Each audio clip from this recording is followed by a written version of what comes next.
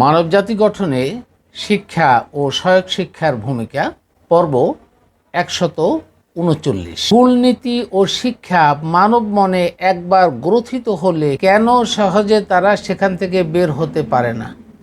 সেটাও কি তাহলে ইবলিসের অপকৌশল নয়? প্রিয় মানবজাতি, সালামুন আলাইকুম রাহমাতুল্লাহ। যদিও বিশ্বের বেশিরভাগ মানুষ কোরআন অধ্যয়ন ও গবেষণা করে এর মূল রহস্য উদ্ঘাটন করা এবং আল্লাহর দিতে চাওয়া শিক্ষা থেকে বঞ্চিত, তথাপিও আমার মনে হয় বিশ্বের প্রতিটি মানুষ মনস্তাত্ত্বিকভাবে স্বীকার করেন যে কোরআনে কোনো ভুল নেই। কিন্তু প্রশ্ন হচ্ছে, মানব মন থেকে স্বীকার করার পরেও কেন কোরআন থেকে সঠিক সত্য উপলব্ধি করার বিপরীতে পার্থিব সকল শিক্ষায় বেশি মনোনিবেশ করে আছে? এর কারণ হিসেবে আমরা সূরা ইউনুস আয়াত নাম্বার 10-এর 100 উল্লেখ করতে পারি। আউযুবিল্লাহি মিনাশ শাইতানির রাজিম, বিসমিল্লাহির রহমানির রহিম। ওয়ায়াজআলুর রিসা আলাল্লাযিনা লা ইয়াকিলুন। আর যারা আকলকে কাজে লাগায় না তাদের উপর তিনি অতাৎক্ষণিকভাবে ভুল চাপিয়ে দেন।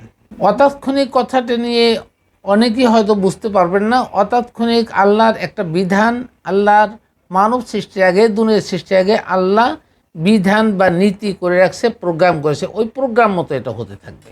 অর্থাৎ আমরা বলতে পারি যাদের আকল ইবলিস ও ইবলিসের দোসররা অবদমিত করে রাখে তাদের উপর তিনি অতাৎক্ষণিকভাবে ভুল চাপিয়ে দেন। আর এই অতাৎক্ষণিকভাবে ভুল চাপিয়ে দেওয়াটা আল্লাহর একটি প্রোগ্রাম বা নীতিমালা বা বিধান।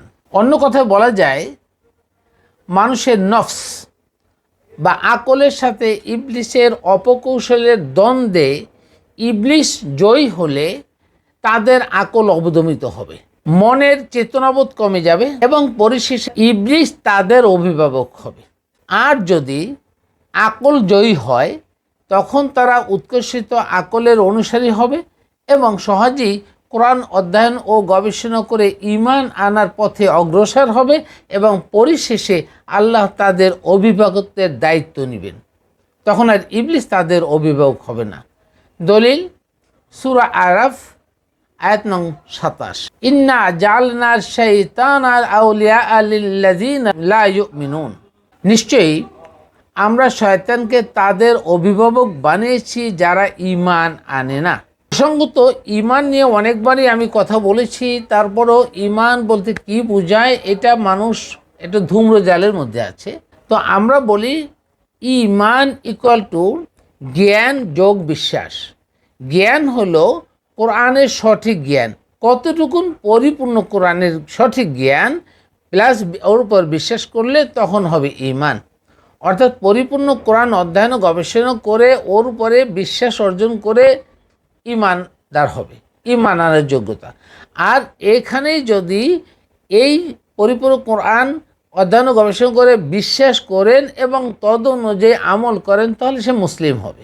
সুতরাং প্রথম প্রশ্নের জবাবে আমরা বলতে পারি, কোরআনের মৌলিক শিক্ষার বিপরীতে ভুল শিক্ষার নীতি এবং কোরআন বিবর্জিত শিক্ষা ও জ্ঞান অর্জনের ফলে যাদের আকল ইবলিসের অপকৌশলে অবদমিত হয় তারা সহজে আর সেখান থেকে উৎকর্ষিত আকলের অধিকারী হতে পারে না, বরং তারা ইবলিসের অপকৌশলের লোভে আকৃষ্ট হয়ে নিজেরাও ঈমান থেকে পথহারা হতে থাকে এবং অন্যদেরকেও তাদের দলে ভিড়ানোর অপকৌশলে লিপ্ত থাকে।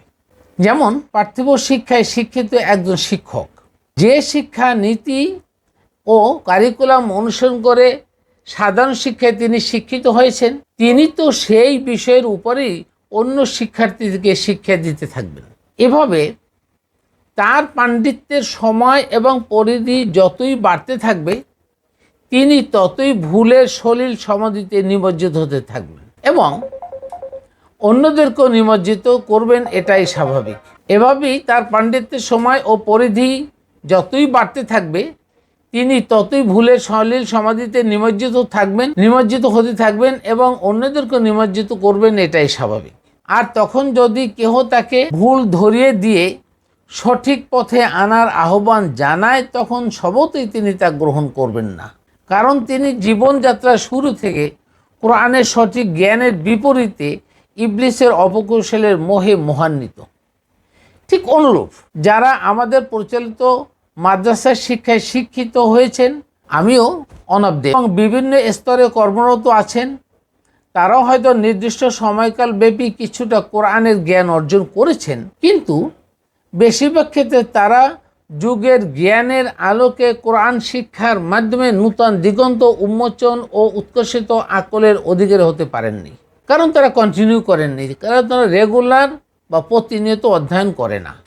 তারাও ইবলিসের অপকৌশলের প্রভাবে নূতন করে শিক্ষা ও গবেষণা করার মাধ্যমে উৎকর্ষিত আকলের অধিকারী হতে কার্যত ব্যাহত হচ্ছেন।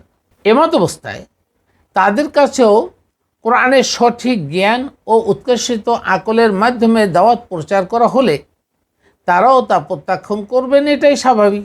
এভাবেই বেশিরভাগ মানুষ যারা সরাসরি কোরআনের জ্ঞান অর্জন করেনি, তারাও উপরোক্ত দুই গ্রুপের মধ্যে কোনো একটিতে নিজের নফসকে নিষিক্ত করে রেখেছেন। সুতরাং তারাও সহজে যুগের জ্ঞানের আলোকে সংশোধিত, সংস্কৃত ও নূতন দিগন্তয় উন্মোচনকারী কোরআনের জ্ঞান অর্জনে অনাগ্রহ প্রকাশ করবেন, এটাই স্বাভাবিক। আর এজন্যই আমরা বেশিরভাগ লোককে পথভ্রষ্ট দেখছি, যা কোরআনের ভবিষ্যৎবাণীর সাথে হুবহু মিলে যায়। সূরা আল আসর আয়াত নং 103 নং সূরার 1 নম্বর, ইন্নাল ইনসানা লাফি খুসর, নিশ্চয়ই মানুষ অবশ্যই ভুলের মধ্যে রয়েছে। তার মানে বেশিরভাগ মানুষ ভুলের মধ্যে রয়েছে, অর্থাৎ মুষ্টিমেয় ছাড়া। আমরা জানি কোরআনের শিক্ষা ও জ্ঞান অর্জন করার প্রক্রিয়া সর্বজনীন এবং জন্ম থেকে মৃত্যু অবধি প্রতিটি মুহূর্তের জন্য কোরআন গভীরভাবে অধ্যয়ন ও গবেষণা করে যুগের জ্ঞানের আলোকে রহস্য উদ্ঘাটন করার প্রক্রিয়া চলমান থাকতেই হবে এবং কিয়ামত পর্যন্ত এটা চলতে থাকবে। আর এটাই হলো জিকির, অর্থাৎ মানুষ শয়নে স্বপনে ওঠা বসা সবসময় কোরআনের জ্ঞান অর্জন করে তা স্মরণে রাখবেন এবং সেই অনুযায়ী পথ চলবেন। তখন তিনি নিশ্ছিদ্র নিরাপত্তার পরিবেষ্টনের মধ্যে অবস্থান করবেন, সেখানে ইবলিস কুমন্ত্রণা দেওয়ার সুযোগ থাকে না।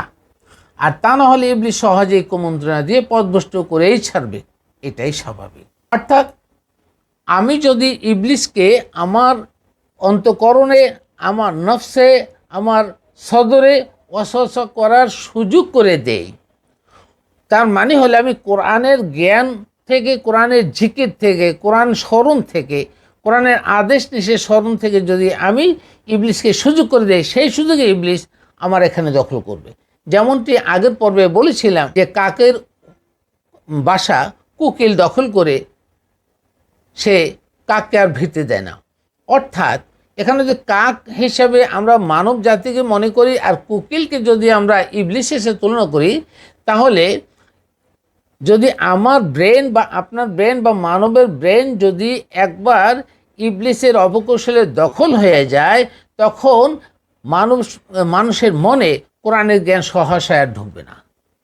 সুতরাং আগের থেকেই কোরআনের জ্ঞান এমনভাবে ওখানে পরিবেষ্টন করে রাখতে হবে বা সংযোজন করতে হবে যাতে ইবলিস সুযোগই না পায়। Ahmed Jafar, research on Islam.